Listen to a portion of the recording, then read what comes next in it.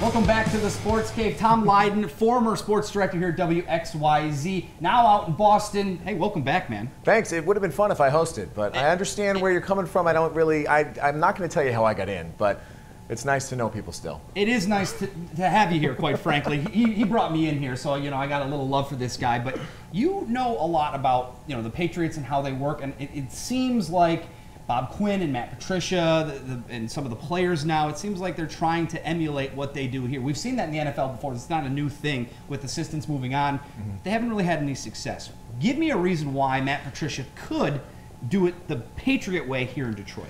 Well, he's got the support system, a guy in Quinn who knows it. And what I'm always curious about, you talked about how the other coaches haven't really succeeded, and there's a long line of them, from Bill O'Brien to Josh McDaniels when he went to Denver. Romeo Crennel went to Cleveland. So there is a long line of these former Patriot assistants who have not succeeded when they got the job.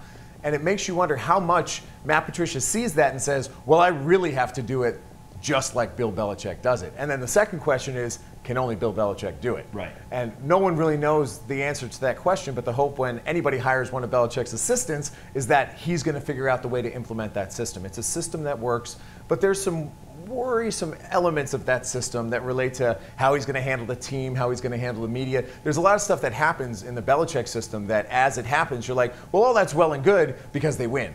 Right. Would he get away with that? Would he get away with that treatment of the media, the dismissive tone that he consistently uses if they didn't win? So as a team's looking to build and looking to get better, it's hard for a coach to take that dismissive tone. And he's new at this. I think that, Matt Patricia has seen what Bill Belichick has done. He's implemented some of those things, but he's got to be his own man too. What do you remember of him when he was just the defensive coordinator? Well, he's always got Belichick over his shoulder, right? Because Belichick's the defensive guy at heart, so they worked in tandem. Belichick groomed him from when he was, in his young 20s. It's the only system that he knew.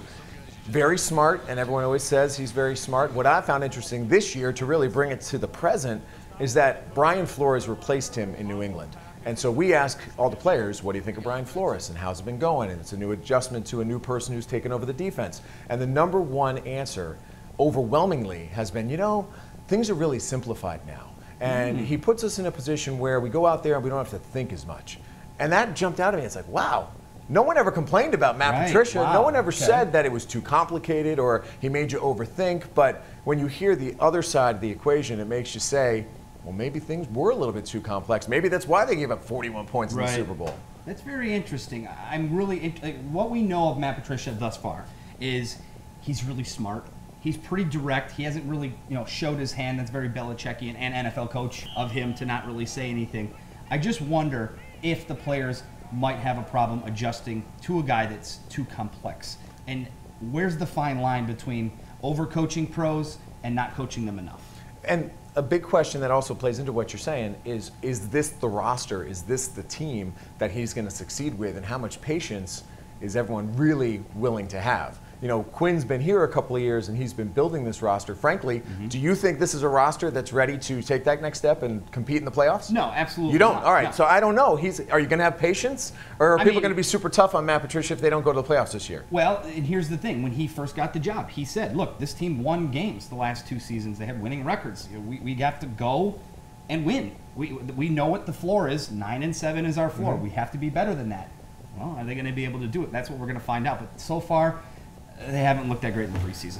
Don't buy too much into that, because I'll say this. The difference between a Lions preseason and a Patriots preseason was stunning to me. And some of that comes from the fact that for so many years they play deep into January, and so much of the fan base is like, well, get to me in September when the games count for real. Right. There's not as much emphasis, not only in Detroit, there's a lot of emphasis, but it's like that, I think, everywhere. You go around to so many different teams, it's like, this is our year, this is our chance, we're so excited, we're ready to go, let's get to work. And with the Patriots, it's like, it's a slow burn, we're going to get ready, hopefully not going to have any major injuries like they did to their first round pick this weekend.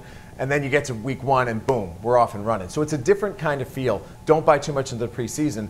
But now you start thinking about, you can't waste these years of Stafford. Right. So you can't have patience, because this is Stafford at its peak, and pretty soon, he's 10 years in, right? So it's going to start going the other way. And what have you gotten out of him when you look back at it? So let me ask you this to get you out of here on this. You've seen the Lions for a long time. You've seen the Patriots now for a couple of years.